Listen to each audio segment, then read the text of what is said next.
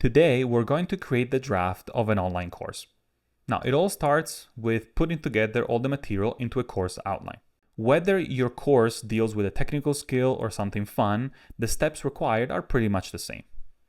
And today, I'm going to show you all the steps required to go from start to finish. For today's video, I decided to pick a subject which is dear to my heart and also fun, which is Pokemon battling. Now, we all understand pretty much, and we've all heard about Pokemon. So let's dive right into it. Hi, I'm Dave, and I create these videos to help entrepreneurs like you be successful in your online courses. Now, for today's example, we're going to assume that the audience has little to no idea about Pokemon battling. However, I'm pretty sure everybody's heard of what Pokemon are. In fact, I chose this topic because it's not just fun, but also has some really intricate strategies, especially for those who are not very familiar with it. Now, if you want to create a new course, you need to start with an outline. In order to do that, I suggest that you grab a pen and a piece of paper or a tablet, and you start working your way through the various material that you want to insert into your course. So the first thing that we need to worry about is the audience. And we already know that the topic for this course is Pokemon battling. So in order to figure out the audience, we need to then determine also the level, because those two go in hand. So we said that we would go for beginners. And because we said that, we cannot assume that they have any knowledge whatsoever of Pokemon battling, or for that matter, of Pokemon at all. So we need to start by talking about the very basics of the subject. Now, before we move on to the content, we want to make sure that we also talk about the time commitment.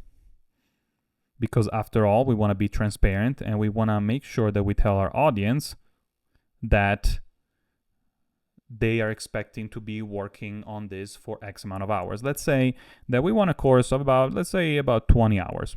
So we're expecting people in that time, including practice, to go from knowing little to nothing about Pokemon, maybe they've seen a few episodes of the anime here and there, or maybe not even that, to all the way to being able to join online matches and perform in a battle. Now, whether they win or not, this is going to be dependent on how much they practice, of course, but we want to be transparent and make sure that they know that they're not going to become world experts in the subject. However, they're going to be able to start building their teams and also participating into actual battles with against other human players.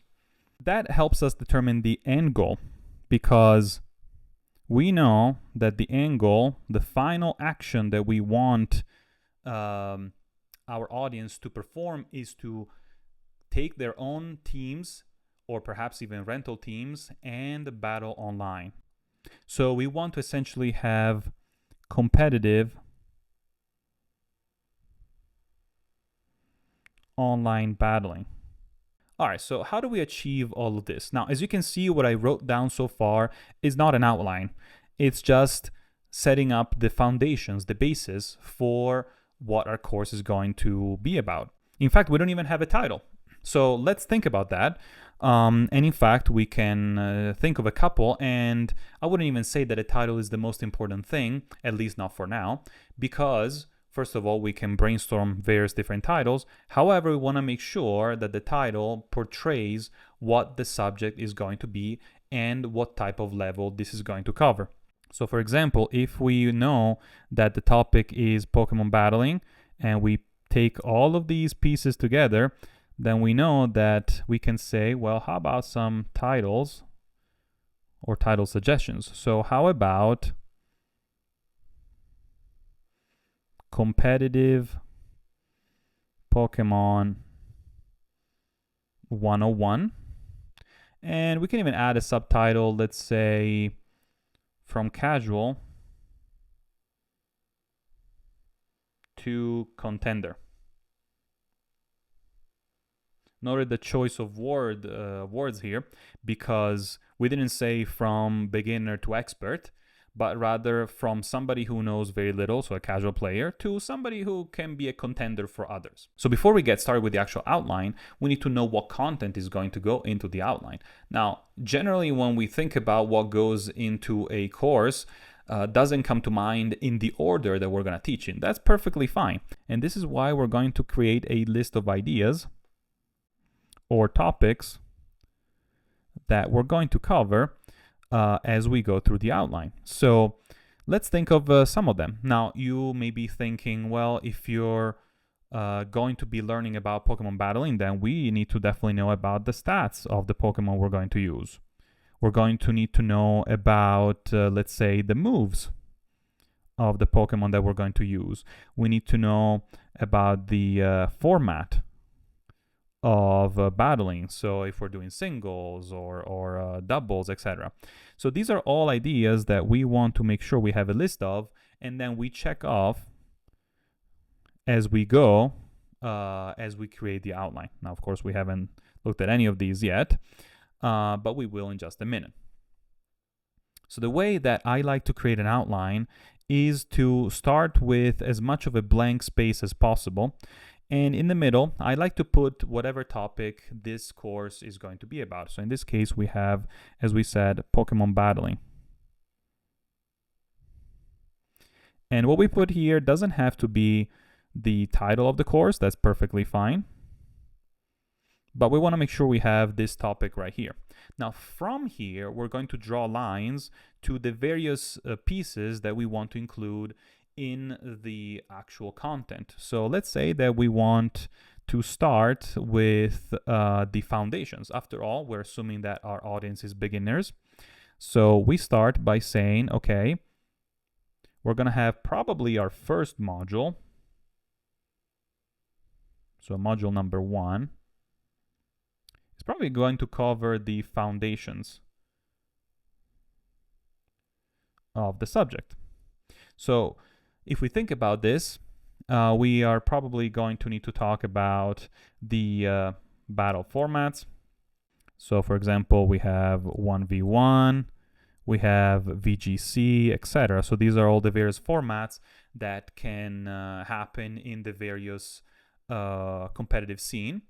And let's say that we want to focus on VGC, which is the Video Game Championship, which is the official Pokemon format used by the Pokemon Company. Now, a little disclaimer here. While I have played all of the games in the main series from Generation 1 up until the latest generation, and I have had my share of casual and competitive play, I never participated into a tournament. So just so you know, I am not the world expert on the subject by any means, but in fact, you don't even need to be the world expert on a subject in order to create a course on it. Now, why is that the case?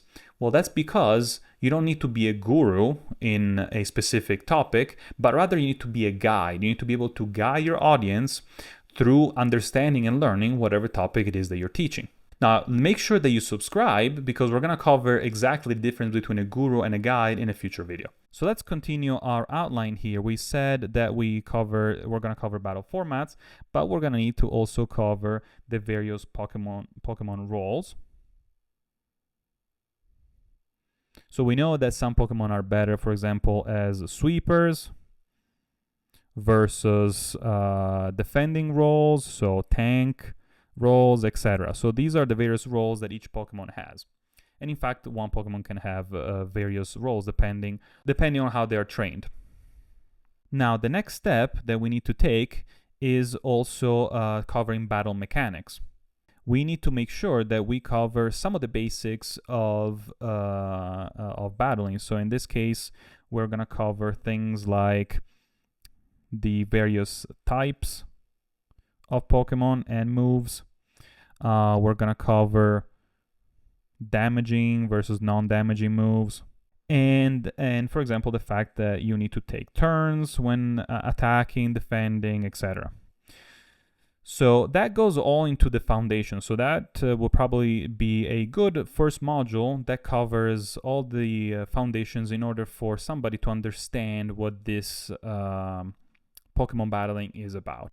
Now, the next step is to dive into actually building teams, because in order to compete, we need to have a team of 6 Pokemon. And so let's see how we go about doing that. So our next module is probably going to be module number 2 on building a competitive team. All right, so that's our second module. We can underline the names of the modules. Now, these are temporary names, and in fact, it's okay to change things around, but let's give them some names so at least we can get started and we have a basic idea of what each module is going to cover. Now, in order to build a team, we need to know about the various types of Pokemon. So, like we said, we need to know about the types. So these are things like fire, water, grass, etc. Then we're going to need to know about the actual stats of the various Pokemon. And we're going to need to also look at the various movesets, because we know that not all Pokemon can learn all the moves. They're restricted based on what the developers intended for them to have. Now, there's a lot more depth into this. In fact, we have to also think about the IVs, EVs, and natures. And also the various abilities that each Pokemon can have. And finally, last but not least, the various held items that they can have. Now, as you can see, a lot of decisions go into building a team. And you're probably looking at this and saying, well, this is a lot of things. You know, we have 6 bullet points just for this one thing. So maybe we should break this up into more modules. And that's okay. Let's, in fact, just do that. So remember how we shouldn't overstuff modules with too many lessons and too many concepts. Otherwise, it becomes too hard for a student, for a learner, to understand what's going on and retain that information. So let's, in fact, break this down into 2 different modules. Let's say, well, all the way up to the first 3 items, that's going to be module 2. So we're going to keep it there. But you know what? These last 3 things, this is too much stuff for just one module. Let's move it to another module. And let's in fact create this as a 3rd module. So we can say that we have another module. Now it's going to be module number 3. Now this is no longer exactly building a competitive team, but rather optimizing stats and abilities. So now we need to also go back to the second module and change the name, because it's not exactly building a competitive team. In fact, I would argue that modules 2 and 3 together are building a competitive team, but the second one is more on the type matchups and movesets. So let's erase that. And keep in mind, it's okay to change things around. It's okay to rearrange lessons, modules, etc. It's okay to make changes. So now that your learners know how to build a team, let's dive into the actual battling, the strategies that go behind how we deploy this team.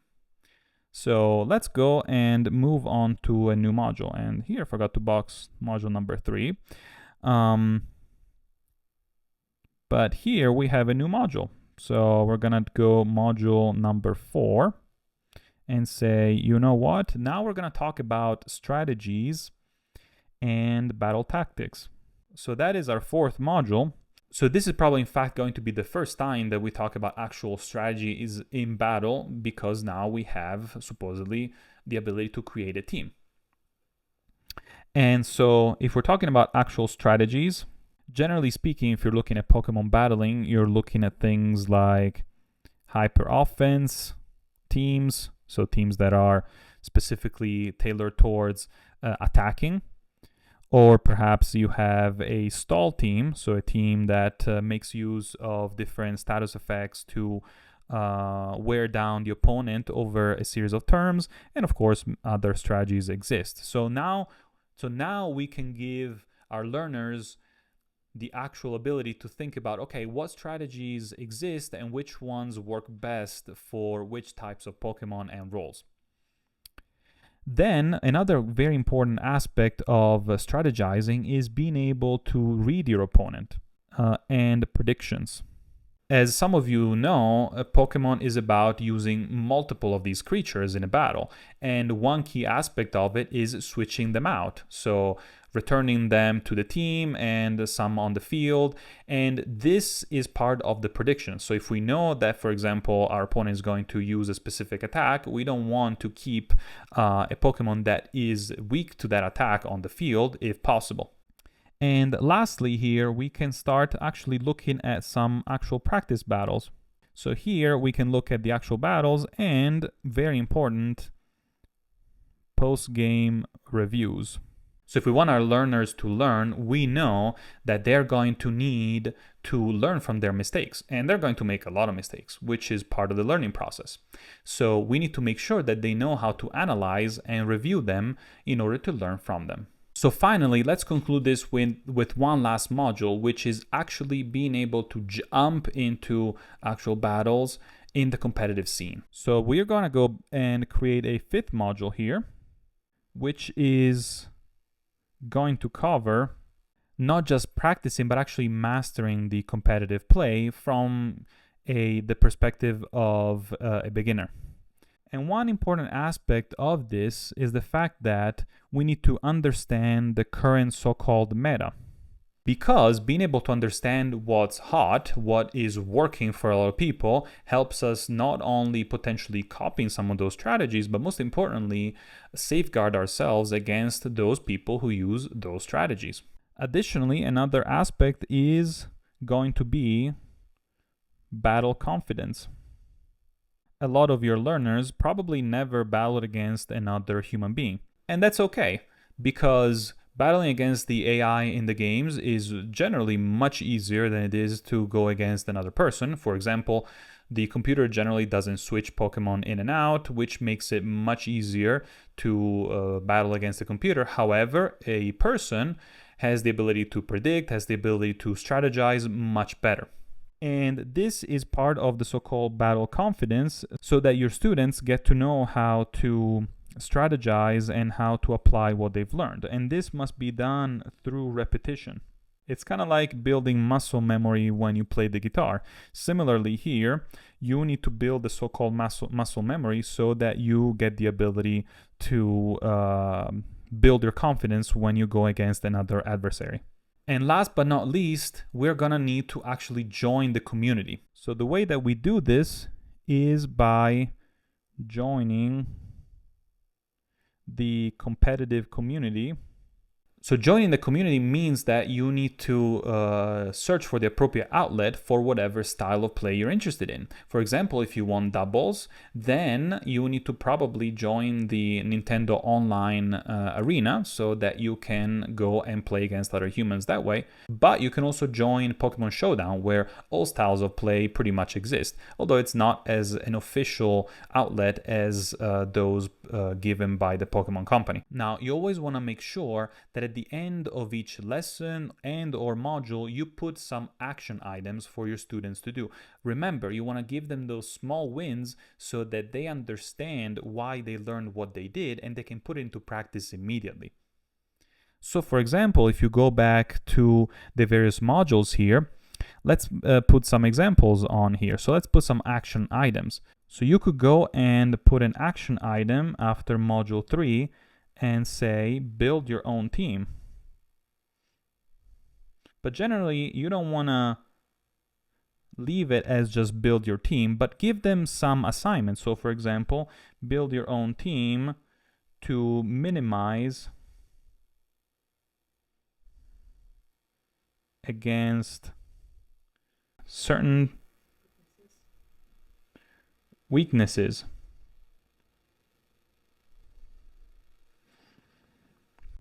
Or for example, you could go after module 4 and say, well, start an action of actually looking at and watching real matches of people online. So you can say, watch,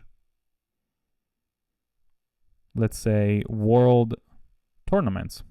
So you don't want to just tell them watch the tournaments or watch the videos, but you want to make sure that they have a purpose. So for example, you could say, watch the tournaments and then pause or unpause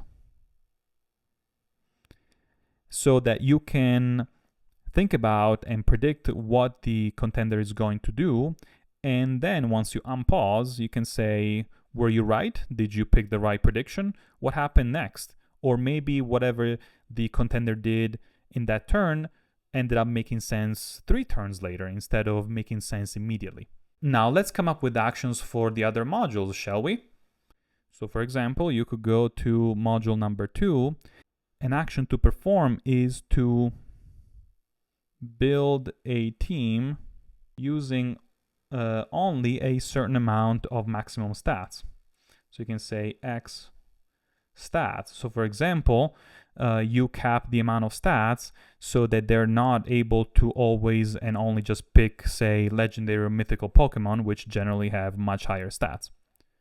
That way, you give the students practice on creating a well-balanced team. Let's say that an action for the first module could be to actually start spectating battles so that students get an idea of what these battles even look like. Or perhaps you could give them links to a battle and you can say, watch the provided battles,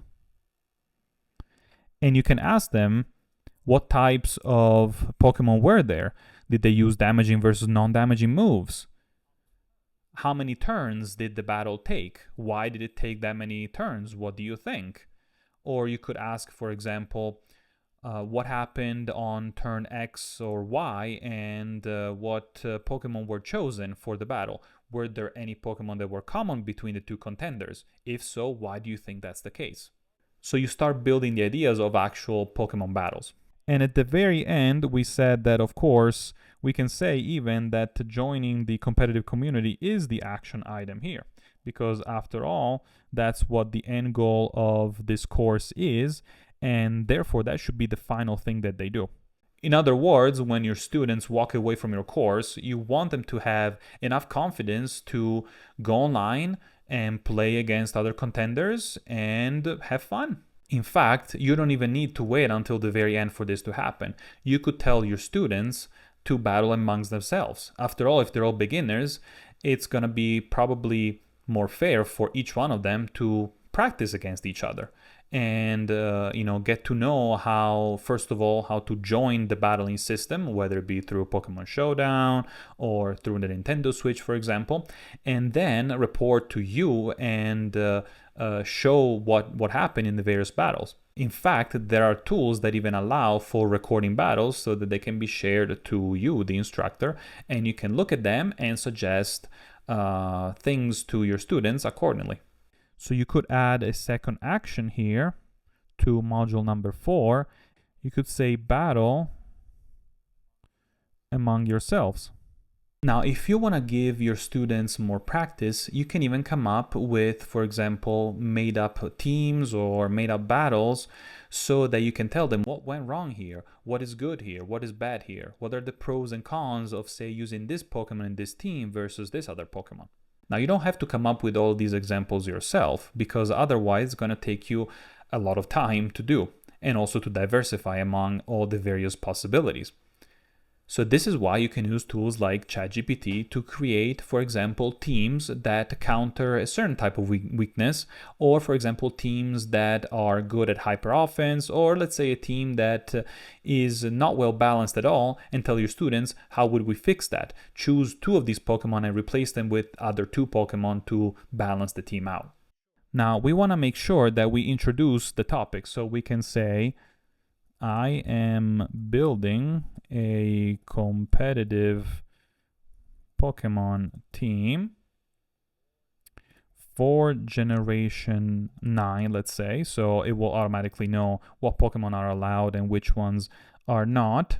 So let's say, please provide a list of 6 Pokemon that are legal for online play, excluding legendaries and mythical. And then we can say the team should aim at minimizing type weaknesses. Also, we can say, please make sure that these Pokemon are obtainable in-game by checking reputable sites such as Cerebi or Bulbapedia. And also we want to ask them how we obtain these Pokemon in the actual game.